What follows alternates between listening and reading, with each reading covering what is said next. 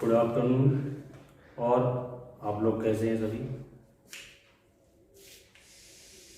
आज हम पढ़ाएंगे आपको मूलरता और नॉर्मलता में संबंध और मोल प्रभाव। ठीक है, तो पहला हम आपको समझाएंगे मूलरता, नॉर्मलता, मूलरता में संबंध। मूलरता तथा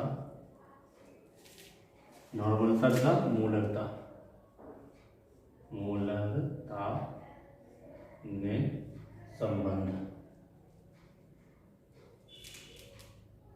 ठीक, तो इसमें संबंध निकालने के लिए इन दोनों में संबंध ज्ञात करना है, मूलरता और नॉर्मलता। तो जो वी नोटेट हम जानते हैं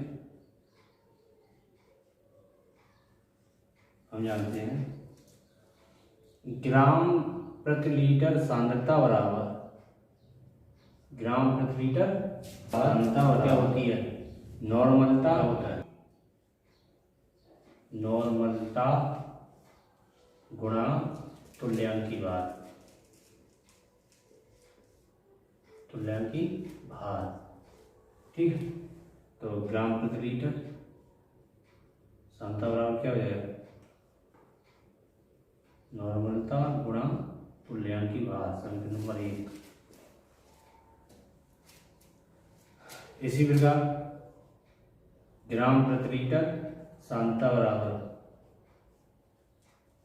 ग्राम प्रति लीटर सांद्रता बराबर मूलरता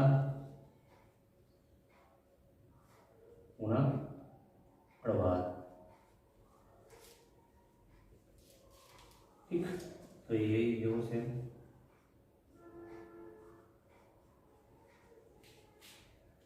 सांद्रता बराबर कैपिटल एम गुणा कैपिटल एम गुणा स्मॉल एम, समीकरण नंबर 2। ठीक, हम क्या लिखेंगे, समीकरण 1 व 2 से, समीकरण 1 व 2 से, समीकरण 1 व 2 से क्या हुई है, एन गुणा ई बराबर एम गुणा स्मॉल एम, यही सिद्ध करना था। नॉर्मलता गुणा तुल्यांकी भार बराबर मूलरता गुणा स्मॉल, मूलरता गुणा अड़भार। एक बार सुन लो, नॉर्मलता गुणा तुल्यांकी भार बराबर मूलरता गुणा अड़भार। ठीक है, नॉर्मलता और मूलरता में संबंध के लिए हम जानते हैं कि ग्राम प्रति लीटर सांद्रता बराबर नॉर्मलता गुणा तुल्यांकी भार, समीकरण नंबर 1। दूसरा क्या हो जाएगा, ग्राम प्रति लीटर सांद्रता बराबर मूलरता गुणा अड़भार। ठीक है, समीकरण 1 व 2 से नॉर्मलता गुणा तुल्यांकी भार बराबर मूलरता गुणा अड़भार। ठीक है, ये हमारा संबंध है किसमें, नॉर्मलता तथा मूलरता।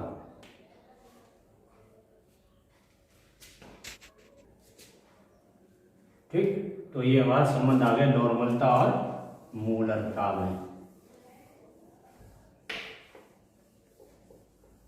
अच्छा, दूसरा टॉपिक मोल प्रभाज, मूल प्रभाज या मूल अंश, मूल अंश, मोल प्रभाज या मूल अंश। ठीक है, मोल फ्रैक्शन कहेंगे इसे, मोल फ्रैक्शन।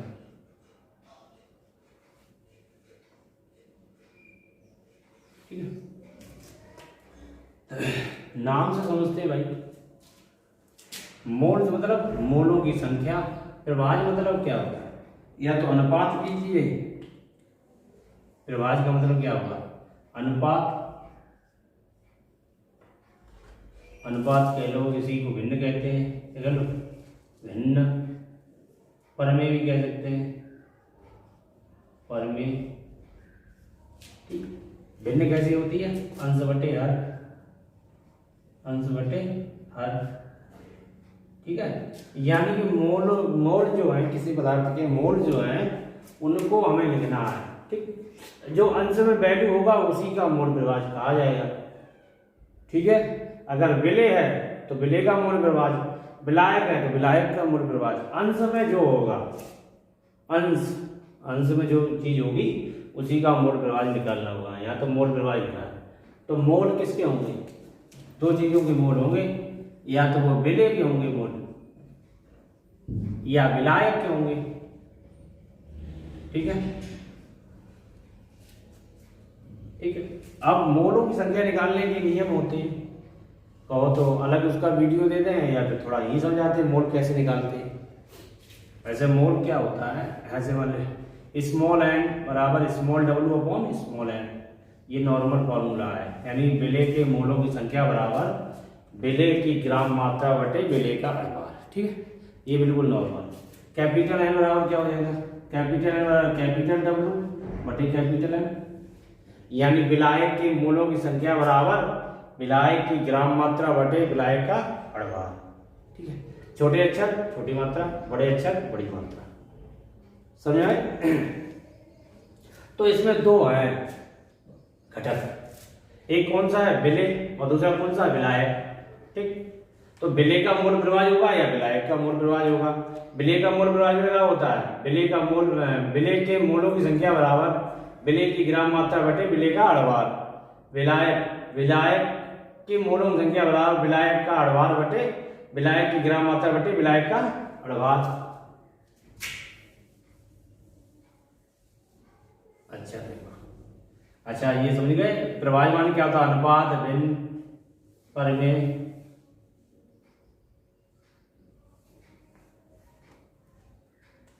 हाँ, तो परिभाषा क्या हो जाएगी? किसी हाँ विलयन, किसी विलयन के विलेय या विलायक, विलेय या विलायक, किसी विलयन के विलेय या विलायक के मोलों की संख्या, मोलों की संख्या तथा विलयन के कुल मोलों की संख्या, कुल मोलों की संख्या,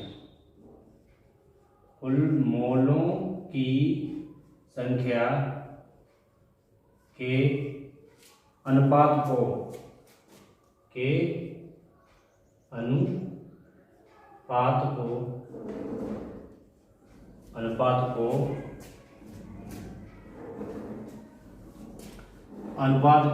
विलेय या विलायक, अनुपात को विलेय या विलायक का मोल प्रवाह कहते हैं, मोल प्रवाह कहते हैं। ठीक है, इसका मतलब क्या हुआ कि कोई भी विलयन है उसमें दो ही घटक होते हैं, या तो विलेय होगा या विलायक होगा। विलेय और विलायक की कोई एक कंपोनेंट जरूरत तो नहीं होगी, या तो विलेय निकालो या विलायक निकालो, एक बार में निकालेंगे। तो विलेय या विलायक के मोलों की संख्या जो भी होती है तथा विलयन के कुल मोलों की संख्या, विलयन कुल मोलों की संख्या यानी विलेय की मोलों की संख्या प्लस विलायक की मोलों की संख्या के अनुपात को विलेय या विलायक का मोल प्रवाह कहते हैं। ठीक है, और अच्छा करना चाहो, अनुपात को उस विलयन के विलेय या विलायक का थोड़ा और ऐड कर सकते हो, करना चाहो वैसे ठीक है, यही प्रवाह है। अनुपात को उस विलयन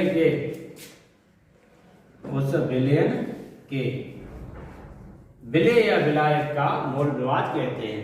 ठीक, इसे काई से प्रदर्शित करते हैं, इसे काई से प्रदर्शित, काई लिखना चाहो पोस्टर में लिख भी सकते हो, चिन्ह काई से प्रदर्शित करते हैं, काई से प्रदर्शित करते हैं। ठीक है, एक बार फिर समझ लो। किसी विलयन के विलय या विलाय के मोलों की संख्या तथा विलयन के कुल मोलों की संख्या या विलय प्लस विलाय के मोलों की संख्या के अनुपात को उस विलयन के विलय या विलाय का मोल प्रवाह कहते हैं। इसे काई से प्रदर्शित करते हैं। किससे प्रदर्शित करते हैं? काई से प्रदर्शित करते हैं।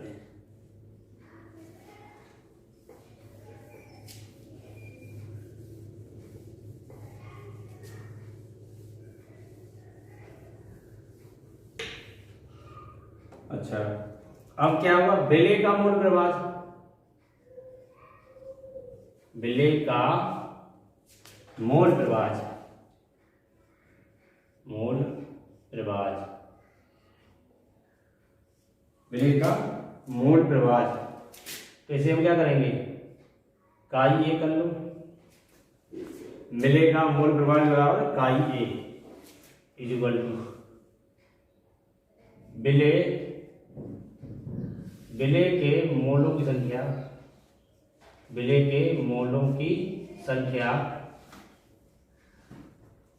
बटे विलयन के कुल मोलों की संख्या, विलयन के कुल मोलों की संख्या, कुल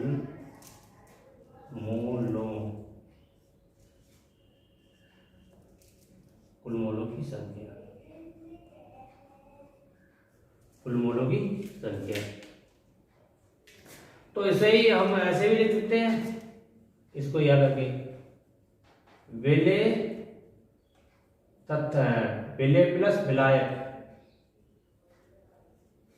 के मोलों की संख्या, के मोलों की संख्या। क्योंकि विलयन में दो ही पार्ट होते हैं, विलय और विलायक। चाहे उन्हें आप कुल मोलों की संख्या कह दो, चाहे विलय के मोलों की संख्या प्लस विलायक के मोलों की संख्या, जो आपको अच्छा लगे। ठीक है, तो ये क्या हो जाएगा आपका? काई ए बराबर n a upon n a plus n b. ठीक है, इसका मतलब ये है जो यहां होगा वो ही ऊपर होगा। ठीक, समझ में आई? यहां अगर विलायक है तो यहां विलायक हो जाएगा, यहां विलय है तो यहां विलय हो जाएगा। जो लिखा हो, जिसका हमें मोल प्रवाह लिखा गया है या पूछा गया है, उसी का हम ऊपर लिखेंगे, उसी को हम ऊपर लिख देंगे। ठीक है,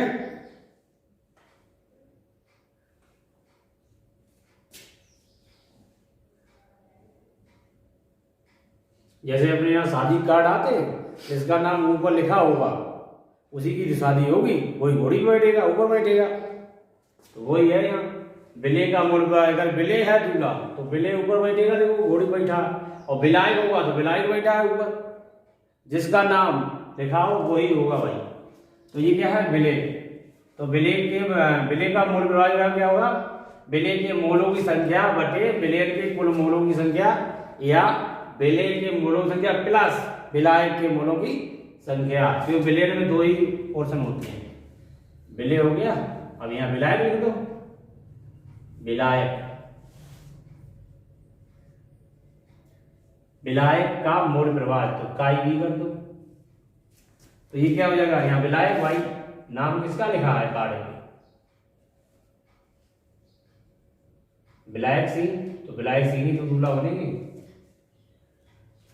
तो यहां भी कर दो, यहां पे भी कर दो, बाकी सेम है। मोल प्रवाह से सवाल आते हैं बोर्ड में, केवल आपको मोलों की संख्या निकालना आता हो बस। वो अभी हमने आपको बता दिया था, स्मॉल एम बराबर स्मॉल डब्ल्यू अपॉन स्मॉल एम, और कैपिटल एन बराबर क्या होगा? कैपिटल डब्ल्यू अपॉन कैपिटल एम। इसका मतलब ये होता है विलय के मोलों की संख्या बराबर विलय की ग्राम मात्रा बटे विलय का अड़वार। कैपिटल एन बराबर कैपिटल डब्ल्यू अपॉन कैपिटल एम, यानी कि विलायक के मोलों की संख्या बराबर विलायक की ग्राम मात्रा बटे विलायक का अड़भार।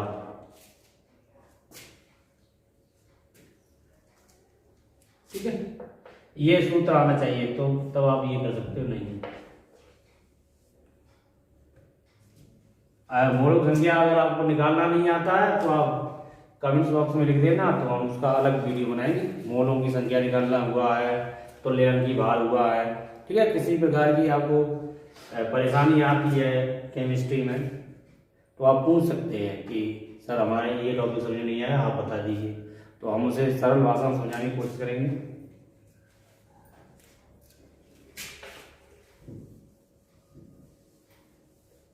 कोई भी मतलब टॉपिक।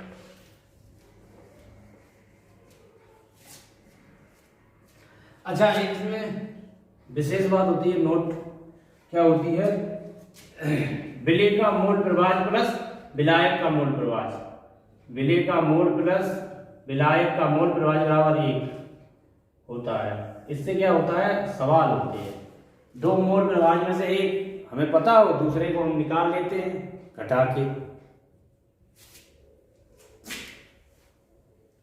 मोल प्रभाज। अब जैसे मोलों की संख्या वाली बात है तो लिख लो भाई, विलेय के मोलों की संख्या, विलेय के मोलों की संख्या, इसको स्मॉल m मान लीजिए, तो ये हो जाएगा विलेय की ग्राम मात्रा, विलेय की ग्राम मात्रा बटे विलेय का प्रभार, विलेय का प्रभार। इसका मतलब क्या हुआ, स्मॉल n बराबर small w upon small m, ठीक। ऐसे ही सेम विलायक का, छोटे अक्षर हैं छोटी मात्रा यानी कम मात्रा, बड़े अक्षर हैं बड़ी मात्रा यानी विलायक। विलायक के मोलों की संख्या, विलायक के मोलों की संख्या,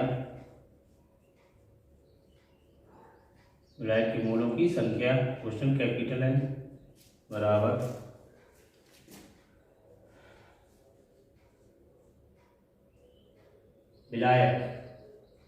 विलायक की ग्राम मात्रा, विलायक की ग्राम मात्रा बटे विलायक का भार,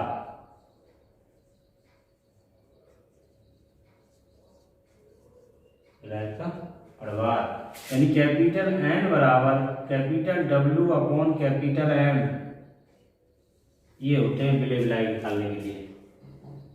और भी विधियां हैं, जैसे कि कभी कभी कणों की संख्या दे दी जाए, विलेय के कणों की संख्या, तब क्या होगा, तो विलेय की कणों की संख्या बटे एवोगाद्रो संख्या। अगर विलेय का आयतन दिया जाता है तो विलेय का आयतन बटे 22.4 लीटर, तो भाग देते हैं मोलों की संख्या निकालने के लिए। लेकिन अपने इंटर में केवल इन्हीं से 2 से काम चल जाता है। फर्स्ट ईयर वाली किताब में या फर्स्ट ईयर वाली क्लास में है, कणों की संख्या से निकलवाएं या लीटर से ml से निकलवाएं, तो उसका दूसरा फॉर्मूला होगा, ठीक है।